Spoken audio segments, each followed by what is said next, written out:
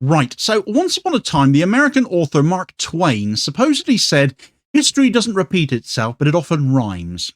To Iranian minds, this must ring rather true, as they have just acknowledged 38 years to the day of the stench of mustard gas being deployed over Sardasht in 1987. Now that carries a disturbingly familiar echo in the smoke rising from Gaza today. The two events, nearly 4 decades apart, may seem distant on the surface of things, unrelated from each other, different eras, different state actors. But scratch beneath the surface and you find the same fingerprints, the same war crimes, the same lessons having gone unlearned for all that time. And just as in 1987, when Western powers handed Saddam Hussein the gas canisters and looked the other way, they now offer Israel the bombs and then look away again as well. Welcome to the rerun nobody asked for, brought to you again by Washington and London and Paris and Berlin, where never again is apparently just a slogan and not a principle. Right, so on June the 28th, Iran commemorated a dark and painful memory of theirs, the 38th anniversary of the chemical weapons attack on the city of Sardasht. This remembrance was not only a moment of national mourning, but was also made a powerful statement of, a statement of political and moral indictment. Esmail Baghai, the Iranian Foreign Ministry spokesperson, drew an explicit parallel between the silence that followed Iraq's chemical assault on Sardasht in 1987 and the muted global response to Israel's current campaign in Gaza. In both instances, the same Western nations, the United States, the UK, France and Germany, stood not only as indifferent bystanders, but as active enablers. You see, on June the 28th, 1987, Iraqi fighter jets under the command of Saddam Hussein dropped 4 chemical bombs filled with mustard gas on the civilian population of Sardasht in Iran's West Azerbaijan province. It marked the first time since World War II that a civilian population was targeted with chemical weapons. According to Iranian news agency IRNA, at least 130 civilians were killed and over 8,000 suffered grievous injuries, many with permanent respiratory, physical and psychological damage. The use of mustard gas, a blistering agent banned under the Geneva Protocol, inflicted horrifying damage. Skin burned and blistered, eyes swollen shut, lungs scorched and internal organs slowly decaying over time. Survivors today still suffer from cancer, infertility and chronic pain. Mustard gas does not just kill, it disfigures, it maims, and it leaves lifelong wounds both visible and invisible. This attack was one of over 350 chemical strikes carried out by Iraq during the war. Sardasht remains the most infamous because it targeted an entirely civilian population with the specific intent of causing mass suffering. It was a deliberate act of terrorism sanctioned at the highest levels of the Iraqi regime. But Saddam Hussein's regime did not act alone. Back then, well before he invaded Kuwait and the West turned on him, Hussein's regime had the full support, financial, military and technological, of powerful Western governments. These nations were not just silent about the atrocities being committed, they were complicit in enabling them. The victims of Sardasht were not only failed by international law, but betrayed by the global powers who armed and abetted their killer. The Sardasht attack was part of a Western-enabled war machine. Declassified CIA and Defense Intelligence Agency documents confirmed that the United States supplied Iraq with satellite imagery and intelligence that helped pinpoint Iranian troop movements, even when Washington knew Iraq would follow up with chemical strikes. The US played a pivotal role in ensuring Saddam Hussein's military successes. Senior officials in the Reagan administration openly justified US support to Iraq as a strategy to balance against revolutionary Iran. In reality, it meant facilitating war crime. The US turned a blind eye as chemical weapons were unleashed not just on soldiers, but on entire cities like Sardasht. Germany was particularly culpable. German companies such as Karl Kolb and Prusag played a central role in Iraq's chemical weapons program, providing crucial precursors, equipment, and the know-how. The Samara chemical weapons facility, where these chemical weapons were manufactured, was built with German help. Germany ultimately became the largest Western supplier of dual-use chemical materials to Saddam Hussein's regime, sold as fertilizer ingredients and the like, but knowing how they could also be used. There was even one story about how a dough mixing machine for a professional bakery from Germany actually ended up in a chemical weapons factory in Iraq, very much not baking bread. Reports revealed that over 1,000 tons of chemical agents, including mustard gas precursors, were shipped by German companies, some of them even protected by their government's export policies. Germany's involvement was so blatant that it became the first and only country ever formally held responsible by an international court for exporting chemical weapon precursors. The UK's role was equally shameful, though.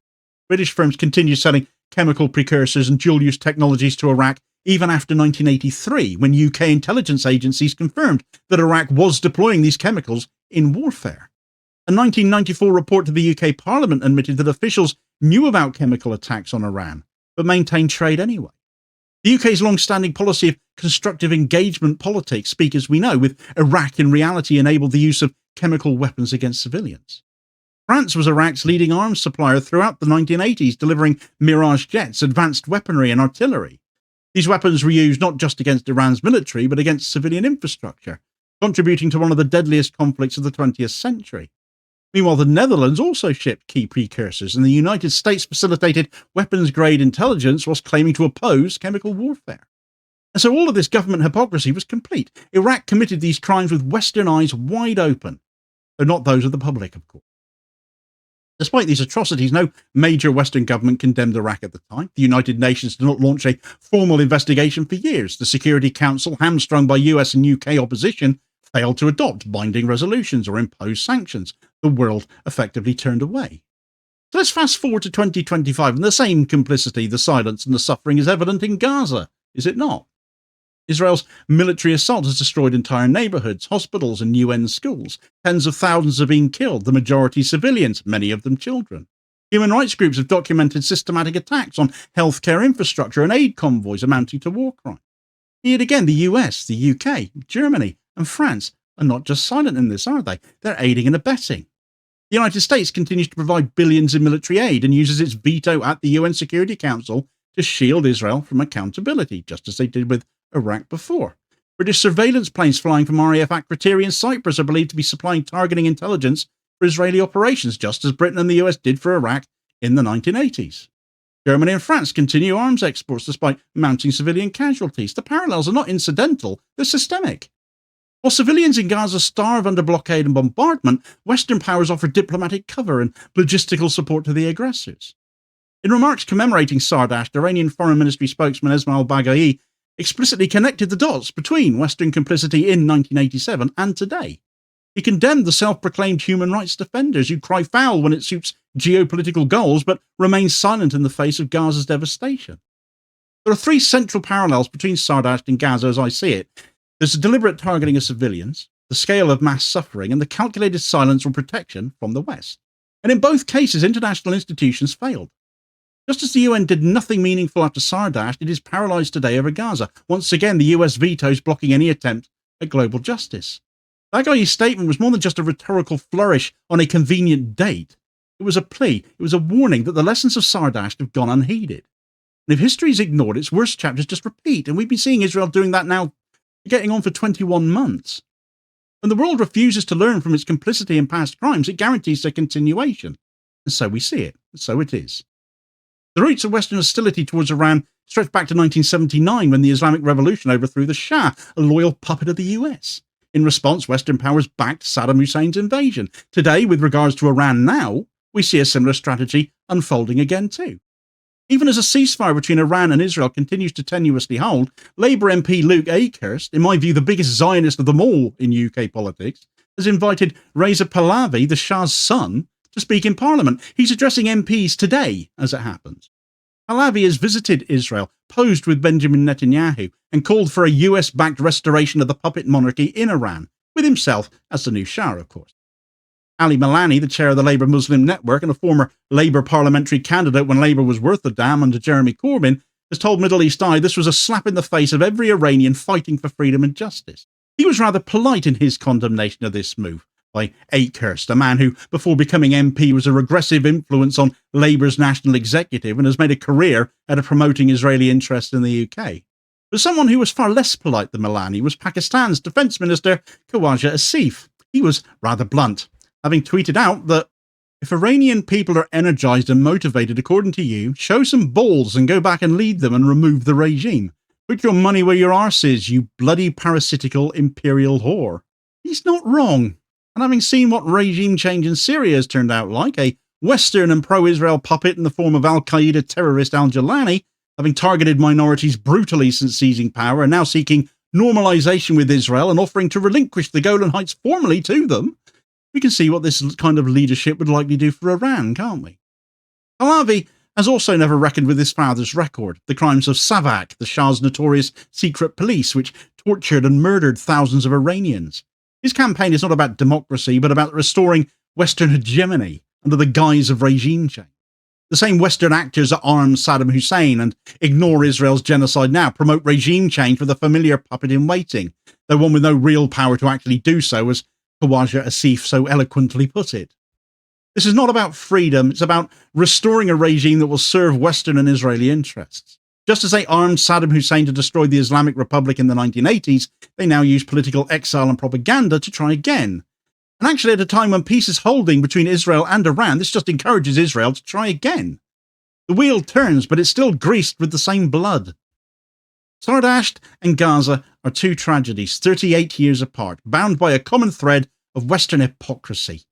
In both, civilians were massacred with the support, direct or indirect, of democratic nations that preach human rights while turning a blind eye to atrocities they're supplying and the means to conduct. The victims of Sardasht are not only remembered in mourning, but in outrage that their suffering was dismissed. The victims of Gaza are being killed in real time, while the same powers look away, or worse, provide the weapons, even weaponizing aid to do so, as we're seeing under the guise of a supposed aid program, which is just a front for more Israeli atrocity. Entire generations in both cases have been scarred physically, emotionally, and psychologically, while the architects of their suffering have faced no justice. Until the United States, the UK, France, and Germany are willing to reckon with their enabling of atrocity, their claims to moral authority remain grotesque. And in this era of social media and alternative independent media, they're even less able to get away with it. From mustard gas in Sardasht to missiles in Gaza, they are not neutral actors, they are accomplices. They are enablers of war crimes and profiteers of human suffering, and a reckoning is overdue to those leaders issuing such orders. This moment, now that Iran have raised a comparison, draws lessons from history, demands not silence, but courage. It demands justice, and it demands that we remember not just the dead, but the hands that helped kill them, both then and now. If we truly believe in the lessons of history, if we believe we are supposed to learn from it, if we believe in never again moments, then let us remember Sardasht not as a relic of the past, but as a grim warning for the present. The lessons have not been learned still, as another generation, now in Gaza, is being sacrificed once more in the name of geopolitical interests. Historical precedent has also been raised in another unlikely place, and is also especially relevant to the here and now as well, as Glastonbury saw the performance of punk band Bob Vylan get slammed for chanting death to the IDF, a chant that has now gone from a field in Somerset to rattling around the world. Where Zionists are again weaponizing this as being anti-Semitic and condemnation comes thick and fast, it ignores what the IDF have literally been doing in Gaza and elsewhere, and actually dismantling and abolishing this entity is even more the right call when you consider how the IDF actually came into being, and the terrorism that actually remains an influence in the world's supposedly most moral army. Get all the details of that story in this video recommendation here as your suggested next watch. Please do also hit like, share, and subscribe if you haven't done so already, so as to ensure you don't miss out on all new daily content, sort of spreading the word and helping to support the channel at the very same time, which is very much appreciated, holding power to account for ordinary working class people, and I will hopefully catch you on the next vid. Cheers, folks.